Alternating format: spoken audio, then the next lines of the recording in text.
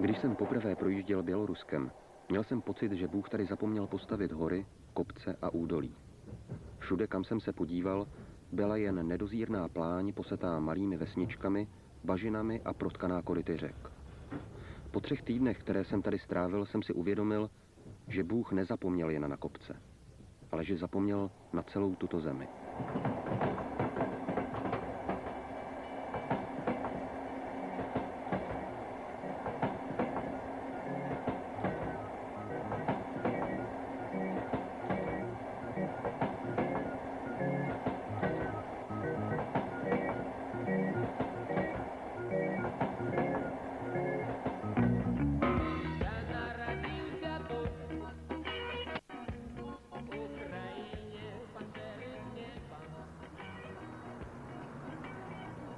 Minsk. Šedivé hlavní město plné širokých neudržovaných ulic, nedostavěných domů a otrávených lidí. Zatímco ostatní země bývalého komunistického bloku se snaží co nejrychleji zapomenout na svou minulost po boku Sovětského svazu, v Bělorusku jakoby se zastavil čas. Babky na ulicích se snaží přivydělat si prodejem vajec, věčný oheň plane na počest rudoarmějců, v nehezkých panelových domech si lidé pouštějí estrády sovětského typu a z každého náměstí se pozorně dívají sochy revolucionářů. Vladimír Iljič věčně živý. 70 let totální rusifikace a sovětského teroru zcela zničilo jakékoliv národní povědomí.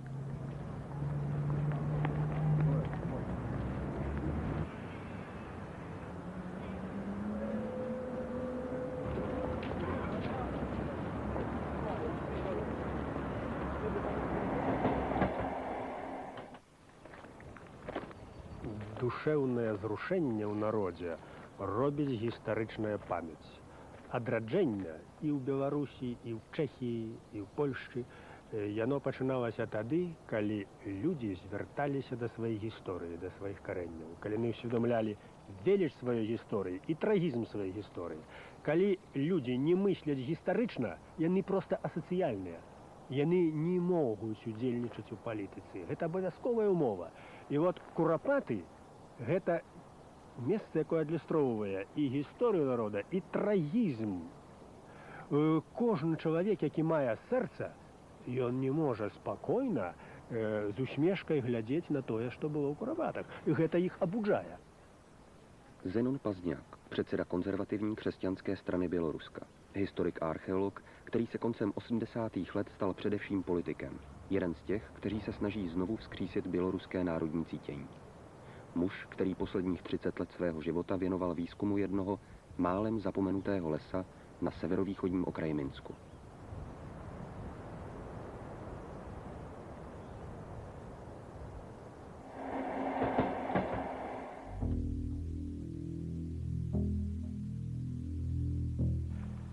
Про Курапаты я даведаўся ў пачатку 70-х гадоў.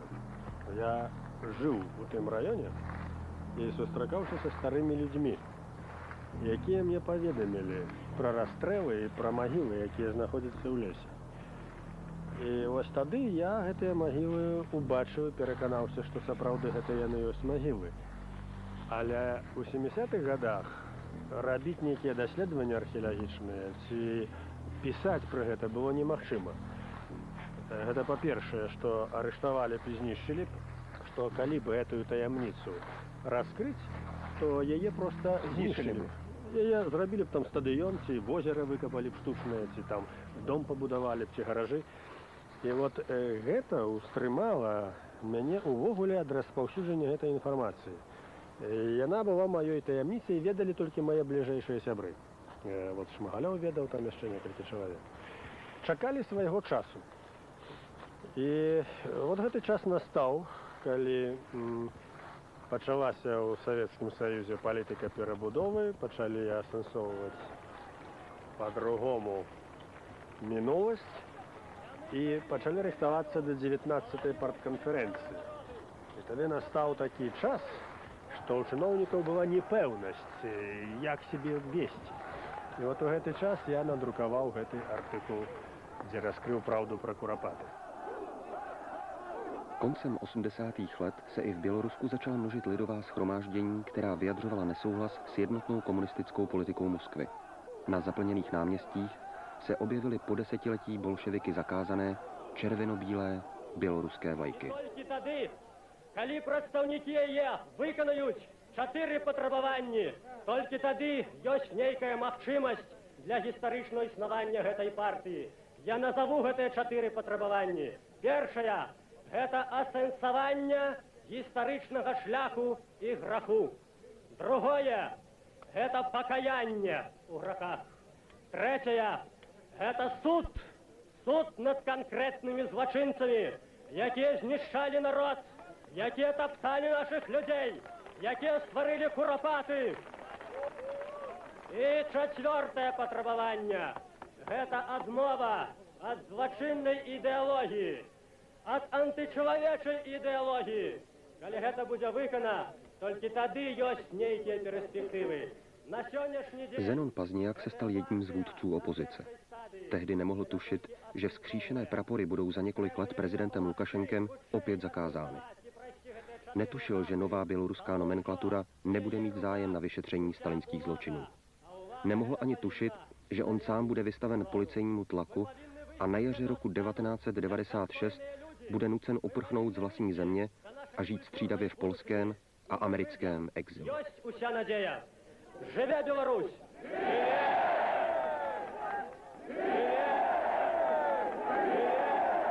В этой ситуации с куропатами тут была Божая воля просто. Бо коли я аналізую зараз, то є шмат дзіўнага. Існаваў Савецкі Саюз, існавала КПСС, усясільная КГБ, поўная монополія. І яны прайгралі. Гэта для Москвы быў шок.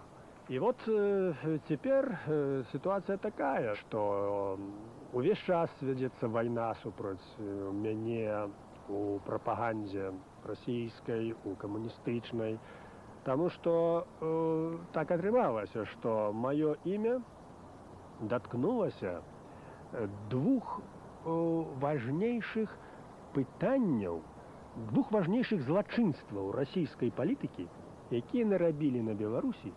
І ў гэтых двух аспектах яны пацярпелі паражэнне. Это вот адкрыццё курапатаў, выяўленне улікаў. Яны іх злавілі з палічнымі, што называецца.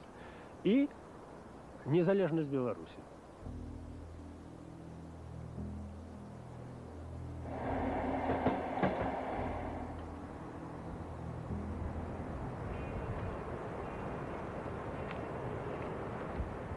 Значит, это карта мест массовых расстрелов на территории Беларуси с 1920-х по 50-е годы. Значит, здесь нанесено 48 населенных пунктов. Это Минск, областные центры, районные и те населенные пункты, в которых проводились массовые расстрелы. На территории Минска таких 12 мест. Значит, по предварительным подсчетам, самое крупное место – это Куропаты. Значит, я говорю, по разным источникам, официальная информация заявляет где-то в пределах 3-5 тысяч. По подсчетам исследователей, эта цифра называется не менее 30 тысяч. Другая цифра, которая приводится, порядка 100 тысяч. И вот Зенон, который заявляет 200-250 тысяч расстрелянных урочищ Куропаты. Když jsem procházel Kuropatským lesem, měl jsem pocit, že všechny kříže tu stojí nějakým omylem. Čekal jsem rodiny na nedělní procházce, staré houbaře nebo skupiny mladých turistů. Na místo živých jsem ale na každém svém kroku potkával jen ostatky popravených.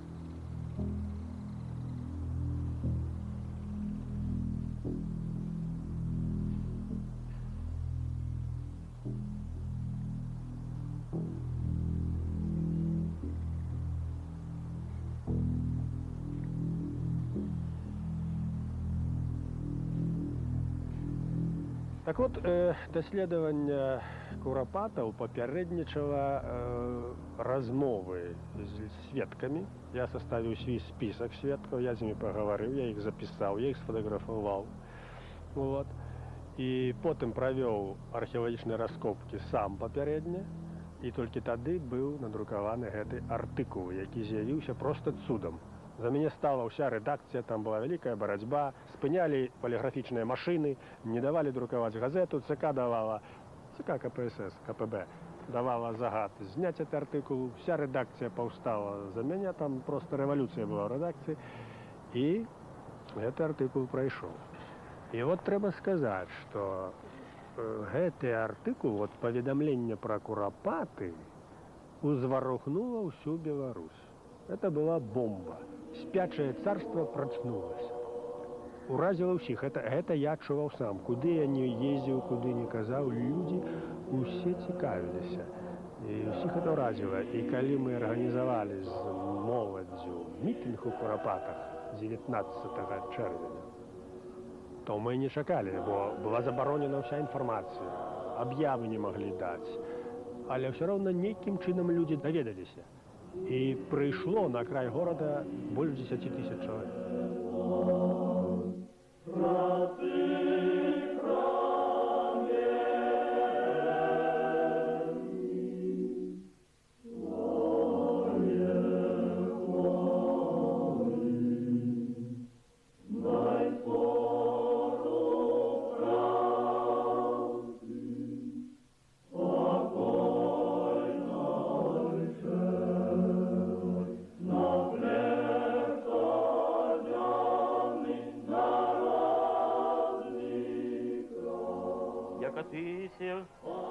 Воскресение, живот и покой усопших раб Твоих, сден невинно убиенных, их же имя Ты, Господи, веси.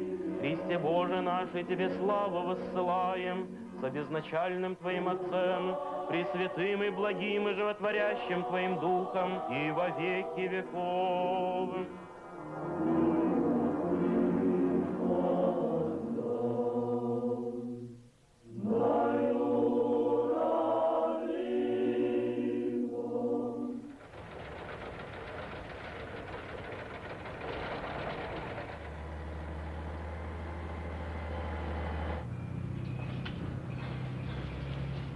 Režim prezidenta Lukašenka jakoby vězel svými kořeny hluboko ve stalinském Rusku. Sám Lukašenko se pokouší o spojení bývalých sovětských republik do opětovného svazu, kde by sám chtěl hrát jednu z vedoucích rolí. Jakékoliv připomínky sovětského teroru tedy režim chápe jako útok na své zájmy o dobré vztahy se současným Ruskem. Možná proto se pokouší zahladit jakoukoliv vzpomínku na kuropatské mrtvé a vede středem pohřebiště novou dálnici. Мы люди хрысціянскай цывілізацыі, якія у душе навучаныя паважаць спакой памерлых, паважаць магілы. Не можна знішчаць магілы. А тут адбываецца тое, што супярэчыць нашаму цывілізацыйнаму ўяўленню. Ідзе знішчэнне магіл, ідзе непавага да іх. У нас у народзе неважна, каго хаваюць, і неважна, хто пахаваны, але трэба зняць шапку і маўчаць. І у нас у прыслоўя пра мёртвых ніколі не гаворыцца дрэнна, хоць ён быў дрэнны чалавек, не гаворыцца. І раптам гэта ўсё парушаецца. І раптам паявіліся ўлада, якая гатова пракласці праз Курапаты дарогу і знішчыць магілы. Гэта, безумоўна, выклікае пратэст, супраціўленне цывілізацыйнае, ўжо культурнае, маральнае выклікае супраціўленне. І таму Курапаты ізноў паўторна робяцца, як кажуць, вузлом канфлікту паміж уладай і беларускім адраджэннем, і робяцца асновай новага ўздыму, новага адраджэння. Вот эта улада, это нащадки тых же большевиков.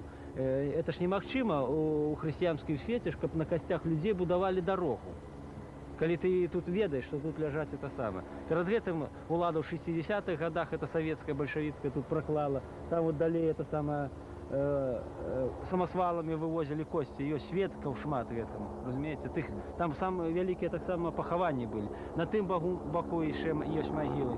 І прыйдзе час, калі будзе ўсталявана нармальная дэмакратыя ў Беларусі, будзе беларуская ўлада, гэта дарога будзе прыбрана.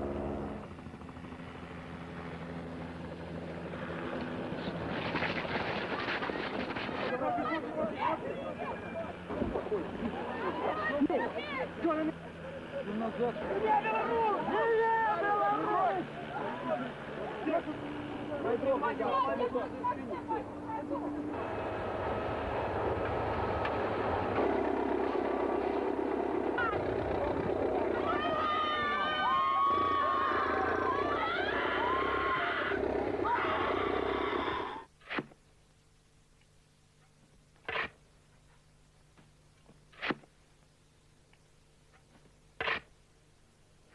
Першапачаткова прыйшлося затым сутыкнуцца, ці гутаркі пачалі весціся пра курапаты ў маі 1988 года. Тады група нашых археолагаў спрабавала, ці рабіла захады па тым, каб паспрабаваць знайсці гэтыя магілы ў курапатах, таму што звесткі былі ўжо некаторыя пра тое, што там могуць быць магілы. І мае калегі там ужо спрабавалі гэта рабіць, но, правда, я тады ў гэтых работах не ўдзельнічаў. І ўжо канчаткова я пра гэта даведаўся па сутнасці з публікацыі, якую тады зрабіў Зянон Пазняк, это ў канцы весны 88 года. І летом, у сярэдзіне лета ўжо 88 году, калі я прыехаў пасля раскопак сваіх сюды в інстытут, я сустрэў Зянона Пазняка, і Зянон Пазняк прапанаваў мне працаваць у курапатах. Мы находимся на краю одной из ям, где покоится прах расстрелянных. Примерно вот в такой яме находятся останки от 30 до 80 человек. То есть в зависимости от ям, вот все эти проседи, как говорится, на местности, это каждой яме останки на глубине 1–1,5 метра. Если поднять грунт, значит мы найдем здесь черепа, кости. И весь этот склон, это примерно получается у нас площадь здесь 10–15 гектар, 300 метров вниз, примерно 400–500 метров в ту сторону, и аналогично с той стороны дороги кругом находятся эти 510 могильных впадин, которые были обнаружены. Вот таких 510 впадин на этой местности.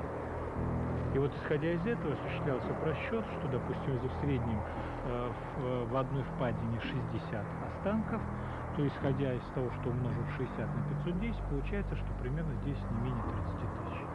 Вот там находится, вот где крест стоит, самое большое захоронение, это вот эта яма, в которой было 372 останка. Вот крест. Вот. Вот это первый. Вон, вдалеке, в лесу. Вот это самое большое яма.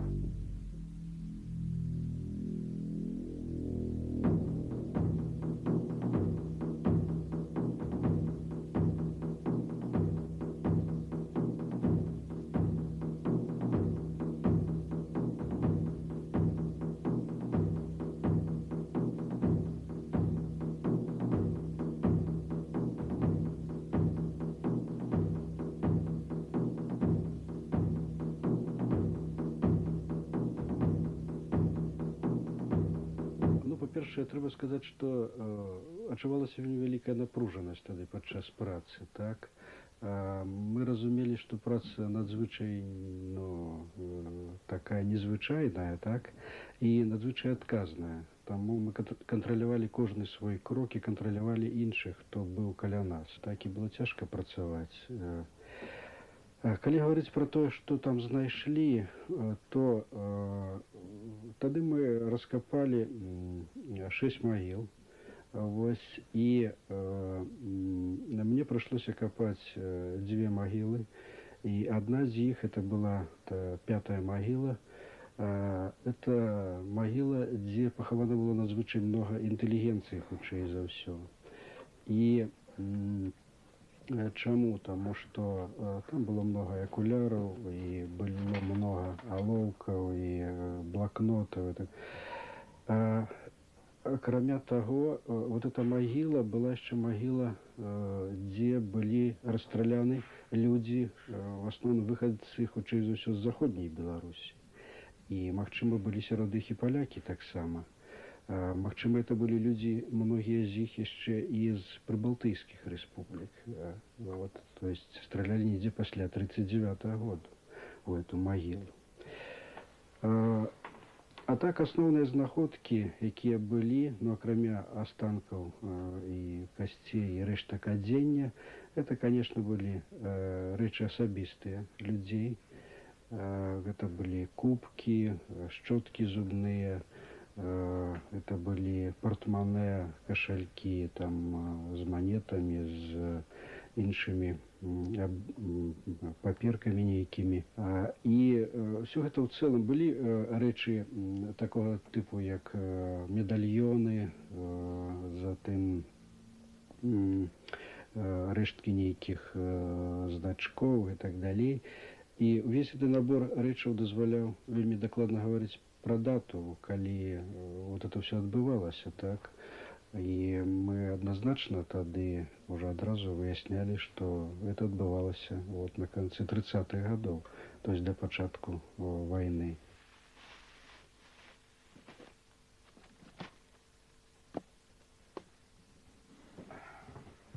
Конечно ж, про то, что это были расстрелы, было много черепов, и черепы все были с сквозными оттулинами, вот, пробитые кулями. Куля выходила и на выходе тоже разрывала частку от черепа. И у некоторых по 2 оттулины было пробитые, по 3. Зброя была характерная для того часу НКВДистов. Ну, то есть расстрелы велись до войны и органами НКВД.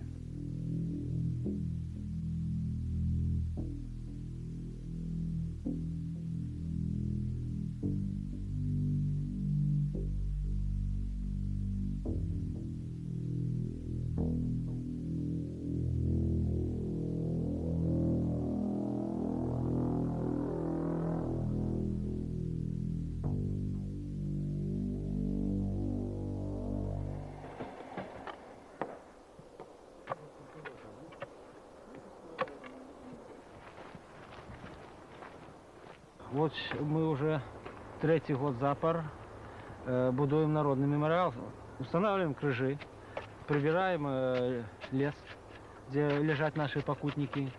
Принцип наш, мы повинны поставить кожному з наших покутников крыш, а тут, видите, десятки тысяч людей расстреляны.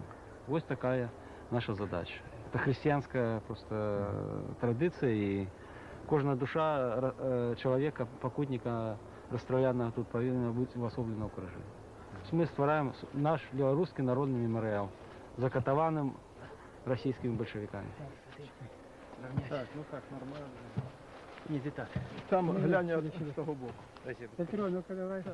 Меморіал ужо існуе. Ён рукотворны, ён творыцца самім народам.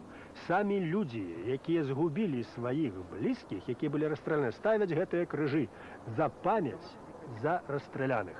І больш нічога не трэба. Гэта магілы павінны паважацца. Крыж над магілай, дарожкі, чысціня, агарожа і цішыня. Вот што павінна быць у Курапатах. Калі рабіць там нейкія пампезныя пабудовы, рабіць нейкі турыстычны цэнтр, каб там вадзіць экскурсіі, гэта савецкі падыход, гэта прапаганда, это то, што зрабілі з Катыні. Это яшчэ пачнуць на гэтым зарабляць грошы і браць за ўхадныя білеты. Это ганебна, так не можна, это варварскі падыход. Той падыход, які прапанавалі мы і які ўжо зроблены, это ёсць падыход святы. Ён зыходзіць з культуры і з ментальнасці, з маралі нашага народа. І толькі так павінна быць. А ўсё астальное гэта суета.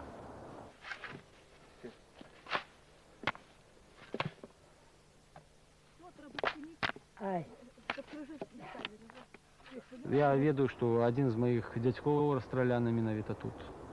Ёсць это мои бабули по бацьку, это самое брат. Вот, и он расстрелян менавіта тут, у Минске. То есть их привозили, притом свидетели, притом из НКВД дают такие показания. Им говорили, садитесь. Они садились на краю ямы, вот она. И ждали. Ну там 15-20 человек сидит. И в это время НКВДисты с наганами подходили к краю ямы. И вот откуда происхождение в темную часть. То есть они сидели, свесив ноги в яму, а они стреляли сверху вниз. И поэтому во многих захоронениях именно вот входные пулевые отверстия в теменной части. Хотя есть и в затылок расстреливали. То есть подводили к яме и в затылок выстрел, он падал туда. Следующего приводили, но большинство вот даже этих НКВДистов показывают, говорят, ну вот следователь задает вопрос, а они сопротивлялись, там нет, говорит, они, вот, да, когда начинали расстреливать, они только просто спрашивали, за что? Это расстреливали расейцы, а не расстреливали белорусы. Прозвішчы многія з іх вядомыя, хто расстрэльваў у курапатах. Так што гэта быў такі цэльны, мэтанакіраваны генацыд пад выглядам камуністычнай ідэалогіі. То на Беларусі не было камуністычнай партыі і не было бальшавікоў. Бальшавізм і камунізм прыйшоў на Беларусь з Расіі. І гэта ўвогуле не адпавядае беларускай ментальнасці. Камунізм, камуністычныя ідэі, камуністычная партыя, гэта ўсё было прынесена Červenej armii. Toto je fotografie Viktora Gončara, bývalého předsedy ústřední volební komise, který se přidal k opozici. 16. září 1999 záhadně zmizel. Toto je podnikatel Anatol Krasovsky. Měl smůlu. Byl přítelem Gončara a tak 16. září 1999 zmizel spolu s ním. Jurij Zacharenko, bývalý ministr vnitra Lukašenkovy vlády, požíval velkého respektu u policistů a stal se tak prezidentovi nebezpečným. Zmizel 17. května 1999. Dmitry Zavadsky, prominentní novinář, který měl přístup k prezidentu Lukašenkovi, zřejmě získal informace, které mít neměl. Zmizel 7. července 2000. Někdy to vypadá, jako by se historie neustále opakovala. Možná někde na okraji Minsku vzniká nějaký nový, málem zapomenutý les. Jen o něm ještě nevíme.